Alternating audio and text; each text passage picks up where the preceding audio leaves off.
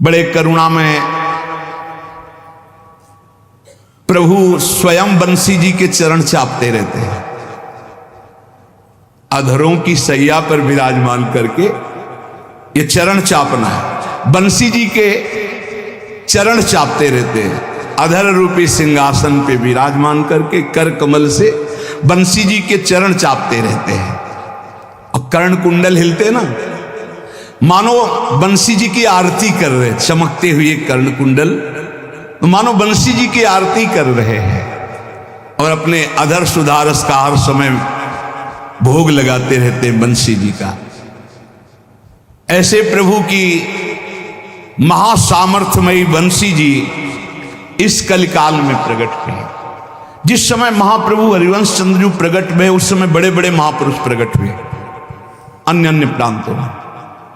एक ही परम तत्व है ये सेवक जी महाराज, जो भगवान श्री कृष्णचंद्र जी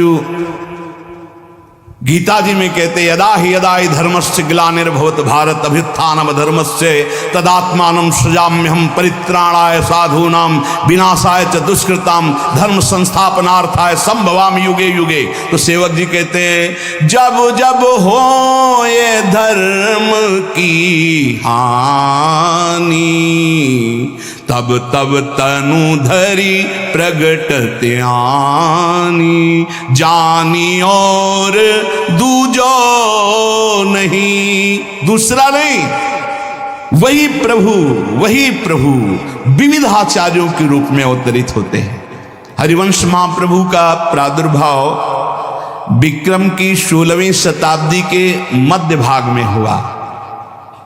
लगभग आधी शताब्दी तक इस धराधाम पर विराजमान रहकर रसिकों को युगल प्रेम रस का पान कराने वाले महाप्रभु। जिस समय महाप्रभु हरिवंश चंद्र जी का प्रादुर्भाव हुआ उस समय भारतवर्ष में चारों ओर आतंक छाया हुआ था। दिल्ली के सिंहासन पर लोधी वंश का अधिकार था। म्लेच्छ की बहुतायत हो गई थी।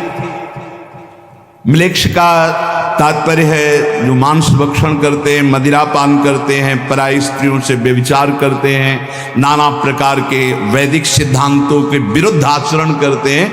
हमारे यहां उनको म्लेच्छ कहते हैं। म्लेच्छ भाव की बहुत बड़ी वृद्धि हो चुकी थी। भारतीय सनातन धर्म का संहार करना ही उनका स्वभाव था। तलवार के बल से नष्ट भ्रष्ट करना और उनको रौंद करके अपने म्लेच्छ धर्म में, ऐसा उस समय बर्ताव हो रहा था। बड़े बड़े भगवत मंदिरों को तलवार की धार उतार दिया, काट दिया जाता, तोड़ दिए जाते थे। तीर्थ स्थानों में रहने वाले संतों को, भक्तों को पीड़ा पहुंचाई जाती, मार दिए जाते, तीर्थ स्थानों को भ्रष्ट कर दिया जाता। अनेक प्रकार के धर्मात्माओं को पीड़ा दी जाती थी। एक तरह से ऐसा अवसर कलयुग में आया था। अभी कह रहे हैं अभी जो समय चल रहा है बहुत मंगल में चल रहा है, ऐसा ना पीछे था ना आगे होगा। धर्म का समूलोच्छेदन, बस किसी तरह सनातन धर्म का, पर सनातन शब्द की परिभाषा ये लोग जानते ही नहीं है। सनातन का कभी नाश करने में काल भी सामर्थ्यशाली नहीं है। ये तो काल के अंतर्गत ही जीव है। इनकी क्या सामर्थ्य कि सनातन धर्म कोई एक मेड़ नहीं है कि आप उसे मिटा दोगे तो सनातन मिट जाएगा। सनातन मिट जाएगा तो अनंत ब्रह्मांड मिट जाएंगे। सनातन ब्रह्म का नाम है, भगवान का नाम है। ये वायु सनातन है, अग्नि सनातन है, जल सनातन, ये भूमि सनातन। सनातन को मिटा दे ऐसा कोई पैदा ही नहीं हुआ। सनातन, हाँ, सनातन को छीण कर जरूर करने की कोशिश की गई। हमारी वैदिक सिद्धांत, धार्मिक संस्कृति बड़ी ही अव्यवस्था उस समय। आज हम कह रहे हैं कि हम चीख चीख के भगवद यश गान कर रहे हैं तो हमें कोई पीट नहीं रहा। पीछे ऐसे था और आगे ऐसे होगा। भगवद यश गाओगे तो गोली मार दी जाएगी। समय देखना, पीछे ऐसा था। आपने नहीं सुना जब 10 गुरुओं की चर्चा हुई तो नहीं सुना कैसे गुरुओं के साथ बर्ताव किया। जब महापुरुषों की चर्चा, अभी कल परसों प्रेमदास जी की चर्चा, टुकड़े टुकड़े कर दिए गए उनके शरीर के इसी धाम में। चारों ओर विकराल आतंक छाया हुआ था, सब डर गए थे भक्ति के विषय में। कोई भगवान की भक्ति करने के लिए उत्साह प्रकट बाहर चौड़े पे नहीं कर सकता था। तब भगवान ने विचार किया और आचार्य रूप में एक साथ बहुत रूपों में अवतरित हुए।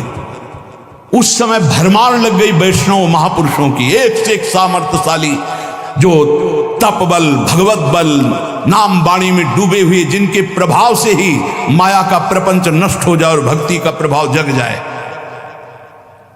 भारतीय संस्कृति को मानो प्राण निकल रहे थे, फिर संजीवनी मूरी मिल गई, ऐसा समय आया। सेवक जी महाराज सेवक वाणी में वर्णन करते हैं, जिस समय महाप्रभु का प्रादुर्भाव हुआ, कलयुग कठिन वेद विधि रही, धर्म कहूं नहीं दीखत सही, कही भली को ना करे, उद्वस विश्व भयो सब देश, धर्म रहित मेदिनी नरेश, म्लेच्छ सकल पहुमी बढ़े, सब जन करही आधुनिक धर्म, वेद विहित जाने नहीं कर्म, तुम मर्म भक्ति को क्यों लहें, बूढ़त भव आवे न उसास, जस वर्णो हरिवंश विलास, श्री हरिवंश ही गाई हो, जय जय श्री हरिवंश ही गाई हो। कलयुग का ऐसा प्रभाव बढ़ा उस समय, वेद प्रतिपादित धर्म का पालन करना कठिन हो गया। जहां सुना जाता कि वो सनातन वैदिक सिद्धांत से चल, काट के फेंक दिया जाता। चौराहे पे खड़े करके आरा से चीर दिए गए, रुई में लपेट करके से भूंज दिए गए। क्या क्या आतंक महापुरुषों के साथ उस समय हो रहा था, जो वैदिक सिद्धांत से धर्म का पालन करते। सेवक जी महाराज कह रहे हैं, धर्म कहूं नहीं दिखत सही, कहीं नहीं दिखाई दे रहा था कोई सही ढंग से वैदिक सिद्धांत शास्त्र मर्यादा के अनुसार धर्म का पालन करे। कहीं देखने में नहीं आ रहा था धर्माचरण, कोई मानने के लिए तैयार भी नहीं था, क्योंकि ऐसे तलवार का भय था। मृत्यु जिस नगर में प्रवेश करते लाख लाख लोग गर्दन कटवा लेते, लेकिन धर्म विरुद्ध आचरण नहीं स्वीकार करते। ऐसे ढेर के ढेर लाशों के लग जाते थे। ऐसा म्लेच्छों ने आतंक मचाया था उस समय। संसार में सब कुमार्गामी, उत्पथगामी हो गए। उद्वस विश्व भयो सब देश, धर्म रहित मेदिनी नरेश, बस जनेन्द्रीय रसेंद्री के स्वादों में मगन। अरे भाई कौन मरना चाहेगा, तो सब कुमार्गामी हो रहे थे। राजा कहलाने वाले भयभीत होकर सम्राट पद पर जो बैठे हुए थे उनके अनुकूल चलते थे, इसलिए वो भी धर्म भ्रष्ट प्राय हो रहे थे। वैदिक सनातन धर्म को छोड़कर आधुनिक धर्म, स्वेच्छाचार परायण, भोग वासना परायण सब हो रहे थे। अज्ञानी लोग कैसे भक्ति का मर्म समझे? जब तक शास्त्र सम्मत आचरण नहीं होंगे तो भक्ति समझना कोई खिलवाड़ है क्या? अतएव भक्ति का कोई मर्म नहीं जान रहे थे। ज्ञान भक्ति वैराग्य विहीन जीवन, बस भोग आकर्षण। जो धर्म से चले श्वास लेने की भी गुंजाइश नहीं थी। आज तो बहुत बढ़िया अवसर है, हम नाच गा रहे हैं, हमें कोई पीट नहीं रहा, हमें कोई बंधन नहीं डाल रहा। धर्म रहित जानी सब दुनी, म्लेच्छन भार दुखित में दिनी, तो धनी और दूजो नहीं, करी कृपा मन कियो विचार, श्रुति पथ विमुख दुखित संसार, सार वेद विधि उद्धरी, सब अवतार भक्ति विस्तरी, पुनिरस रीति जगत उद्धरी, करो धर्म अपनो प्रगट, प्रगटे जानि धर्म को नाश, जस वर्णो हरिवंश विलास, श्री हरिवंश ही गाई हो। सारा संसार उस समय धर्म विमुख हो रहा था। आप जगह जगह जितने भी विद्वान, जितने भी प्रवीण बुद्धि वाले, उन सबको अधीन करके राज्य कर्मचारी के रूप में रखा जा रहा था। ये पूरे देश में आतंक छाया हुआ था। म्लेच्छों के भार से पूरा देश दुखी हो रहा था, पृथ्वी में हाहाकार मचा हुआ था। भाग गए वृंदावन से बड़े बड़े रसिक इधर उधर अपने ठाकुर लेकर के, यहां कोई भक्ति नहीं कर सकता था, काट के फेंक दिए जाते, ऐसा अवसर था। जब जानी और दूजो नहीं, वही परम तत्व, उसी को भगवान कहते हैं, उसी को परमात्मा कहते हैं, उसी को ब्रह्म कहते हैं, प्रेमी जन उसी को प्रेम कहते हैं, उसी को लाडली लाल कहते हैं, वही अवतार लेते। कोई दो तत्व नहीं है इस जगत में कि आचार्य रूप में कोई और आता है, प्रभु रूप में कोई और आता है। श्री हरिवंश चंद्र जो महाराज स्वयं प्रभु ही है। महाप्रभु चैतन्य देव स्वयं युगल सरकार का मिलित रूप, भगवान निम्बारकाचार्य, वल्लभाचार्य, बड़े बड़े जितने महापुरुष, ये स्वयं भगवान पधारे, कोई और नहीं है, जानी और दूजो नहीं।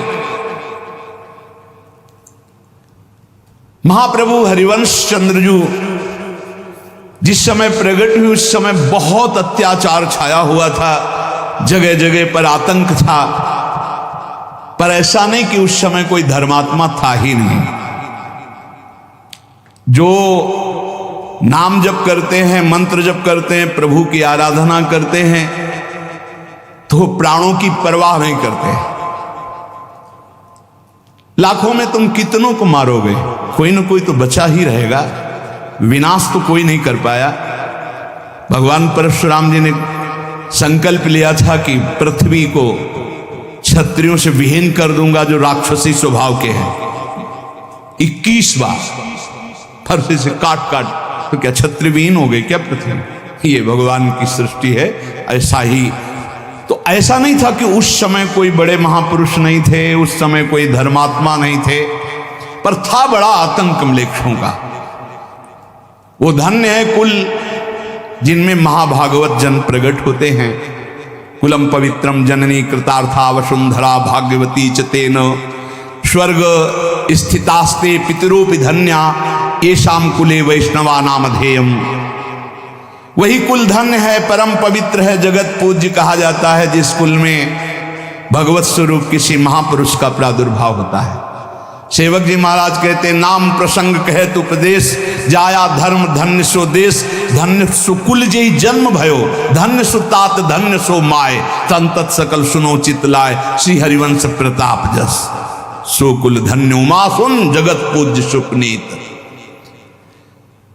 महाप्रभु हरिवंश चंद्र जी जिस कुल में प्रकट हुए, परम पावन पवित्र वैदिक मार्ग अनुयायी और युगल सरकार की भक्ति संपन्न था। इस कुल में श्री राधा मोहन जी की सेवा कुल परंपरागत चलती थी। हिताचार्य चरण के पूर्वज उत्तर प्रदेश के सहारनपुर जिले में स्थित देवबंद, जिसे देववन कहते हैं, इस नगर में रहते थे महाप्रभु के पूर्वज। वे कश्यप गोत्री यजुर्वेदी माध्यन्दिनी शाखानुयायी गौड़ ब्राह्मण थे। इस कुल में एक से एक बढ़कर शास्त्रों के प्रकांड विद्वान, पूर्ण रूपेण वैदिक सिद्धांतानुसार आचरण करने वाले। पहले था ब्राह्मणों का व्यसन होता था वैदिक सिद्धांतों से चलना और वैदिक सूत्रों को हृदय में धारण करना, यही उनके पास धन था। वाणी से प्रखर और बौद्धिक स्तर ब्रह्म तेज से संपन्न, अस्थिमात्र हुए रहे शरीरा, जिधर जाते तो बड़े बड़े राजा धीराज उठकर उनके चरणों में प्रणाम करते। उनका एक ही व्यसन था, समस्त शास्त्रों को कंठस्थ करके उसके अनुसार चलना, वैदिक सिद्धांतों के अनुसार। और क्षत्रियों का था कि धर्म से बुद्धि को पवित्र करते हुए भुजाओं के बल से सबकी रक्षा करना। तो बड़े ही श्री राधा मोहन जी के उपासक और वैदिक सिद्धांत के अनुसार चलने वाले महाप्रभु के वंश में थे। पहले इस वंश में भट्ट संज्ञा से पुकारा जाता था। विजय भट्ट के सुवन कुलाजित सुत विद्याधर भाए, तिनते जालप मिश्र प्रगट भय राधा वल्लभ से। भाव भावना में मन दीनो और सकल तजहे, मिश्र प्रभाकर तिनते प्रगटे मिश्र उबार उबारे, जीवद मिश्र सुवन हिम कर जू व्यास मिश्र सुत धारे। चारंते ये बड़े कहावे चारंते ये छोटे, नौ भाई नौ नंद रूप हैं सकल गुणन करी मोटे।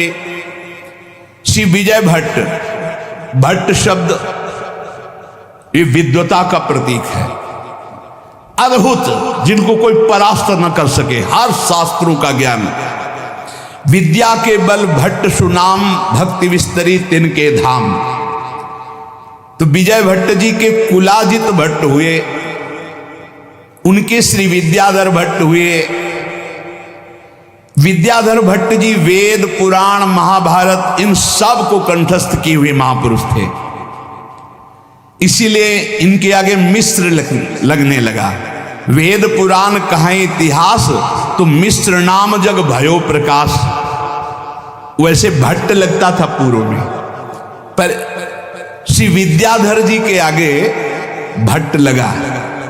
पर वेद पुराण इतिहास इन सब के मर्मज्ञ तो उनसे श्री जालप मिश्र जी हुए। युगल सरकार के बड़े ही उपासक थे, राधा मोहन जी के। वहां के तत्कालीन राजा इनके शिष्यत्व को स्वीकार करके राजगुरु पदवी पर विराजमान किए हुए थे। उनके पुत्र हुए उदयकर मिश्र, उनसे जीवद मिश्र, फिर उनसे हिमकर मिश्र। महापुरुषों की वंशावली सुनने से संपूर्ण अविद्या नष्ट हो जाती है।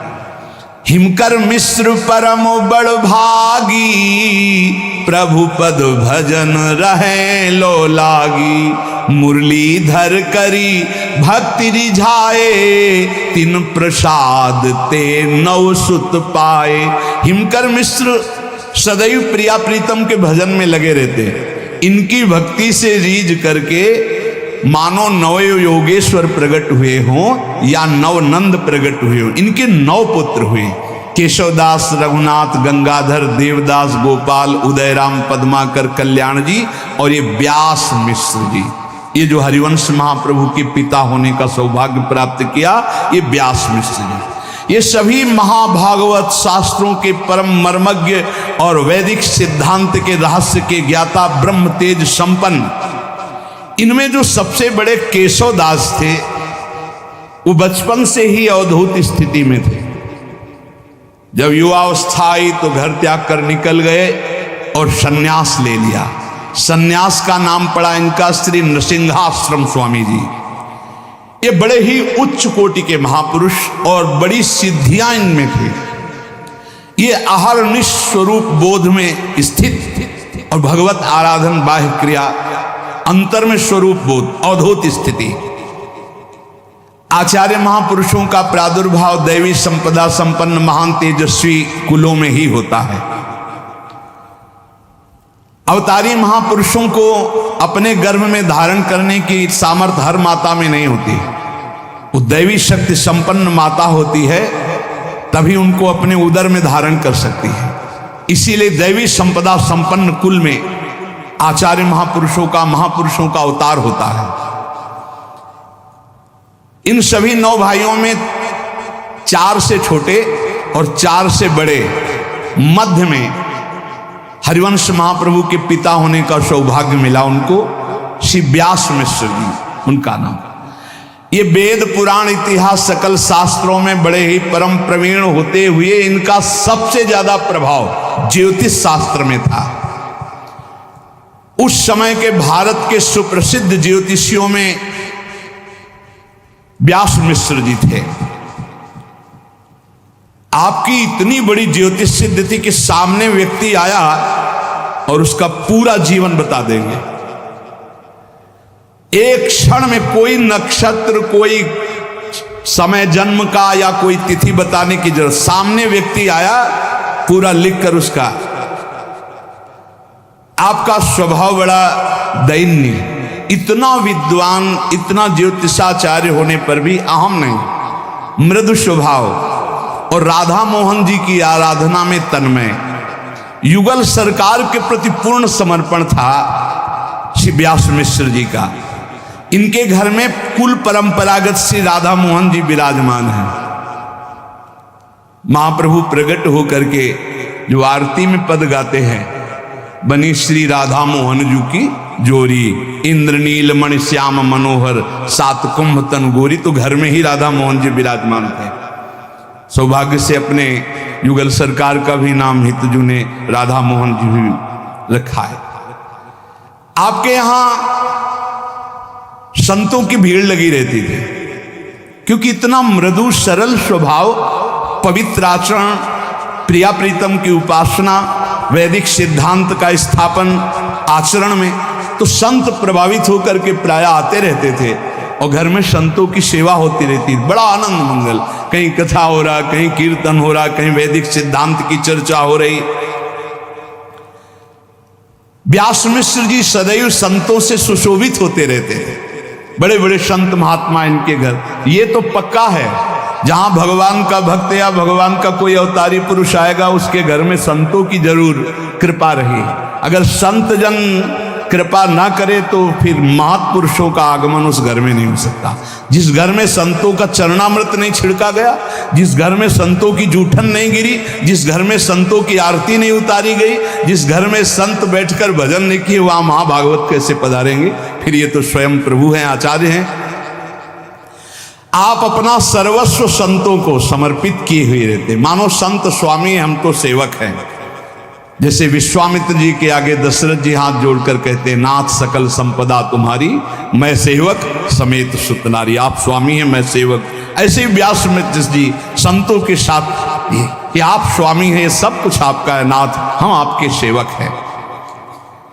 आपकी सहधर्मिणी परम सुंदरी सुशीला रूपवती, परम पातिव्रत धर्म से युक्त श्री तारा रानी जी, ये महाप्रभु को गर्भ में धारण, कितना हो भाग्य सौभाग्य। व्यास मिश्र जी पिता और तारा रानी जी माता। आपकी कुल परंपरागत बहुत संपत्ति थी, क्योंकि राजा महाराजे सब सेवक थे। तो आप एक स्वतंत्र राज वैभव की तरह जीवन, हाथी घोड़ा सेना रथ धन संपत्ति सब, 9 भाई व्यास मिश्र जी।